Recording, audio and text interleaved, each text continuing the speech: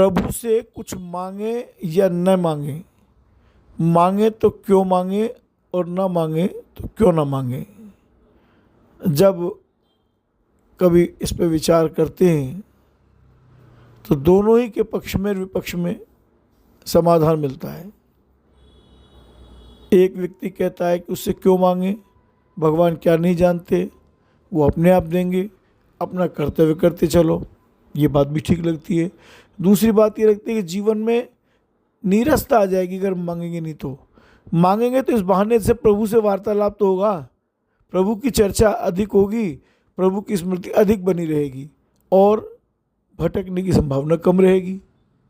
हाँ, किसी और के आगे हाथ नहीं पसारना, बस जो भी कुछ कहना है अपने प्रभु से कहना है और उनकी मर्जी में अपनी मर्जी को मिला देना है।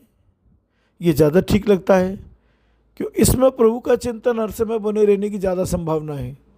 कुछ नहीं मांगना, इसमें प्रभु का चिंतन ज़्यादा बने रहने की संभावना नहीं है। अब ये दोनों स्थितियाँ अलग अलग व्यक्ति के ऊपर, अलग अलग स्वभाव के ऊपर निर्भर करती हैं। इस सृष्टि में, ब्रह्मांड में जितने भी जीव हैं, सबकी रुचि, सोच, कार्य करने का ढंग, स्वभाव, मति सब अलग अलग है। इसलिए कोई भी एक सार्वभौमिक सिद्धांत नहीं हो सकता। इसीलिए सनातन धर्म का बहुत ज़्यादा महत्व है। यहाँ पर विभिन्न रुचि, विभिन्न स्वभाव वालों लोगों के लिए विभिन्न प्रकार की साधन पद्धतियाँ उपलब्ध हैं अपने परमात्मा को प्राप्त करने के लिए, परमात्मा से मिलने के लिए, उनसे एकाकार होने के लिए। हमारा ध्यान अपने कर्तव्यों की ओर न जा करके अन्यों के कर्तव्य की ओर चला जाता है। ये सबसे बड़ी समस्या है। हमारी जो भटकन है, भटकाव, जो अटकाव है, ये नहीं मिट रहा है। इसका कारण ये कि जो कोई भी दूसरा साधन कर रहा है वो श्रेष्ठ नहीं है, वो ठीक नहीं है, वो पर्याप्त नहीं है, वो पूर्ण नहीं है, और जो मैं कर रहा हूँ वो ठीक है। ये बड़ी भूल हमसे हो जाती है। होना ये चाहिए कि जो मुझे मेरे सद्गुरु द्वारा प्रदत्त साधन बताया गया है, मेरे लिए वो पर्याप्त है, ठीक है, उचित है और सत्य है, और मेरा कल्याण उसी मार्ग से होकर रहेगा। ये मेरे लिए श्रेष्ठ करे। अब मैं इसे दूसरे के ऊपर थोपूं, ये बात उचित नहीं है। इससे हमें बचना चाहिए। मांगने ना मांगने की बात इतनी महत्वपूर्ण नहीं है।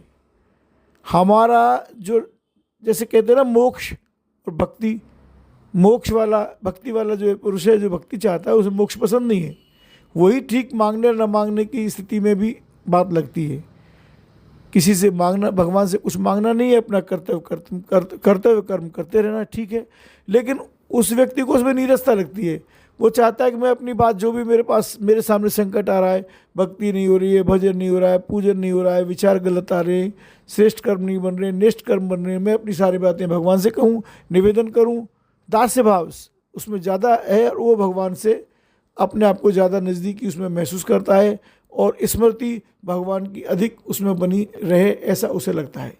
इसलिए प्रयास ये करना चाहिए कि हम पर निंदा, पर चर्चा, पर उपदेश से बचें और अपना कल्याण कैसे हो इस काम में ज़्यादा ध्यान दें। यदि हम अपना कल्याण कर पाएंगे तो सबका कल्याण हो जाएगा। जय श्री राम।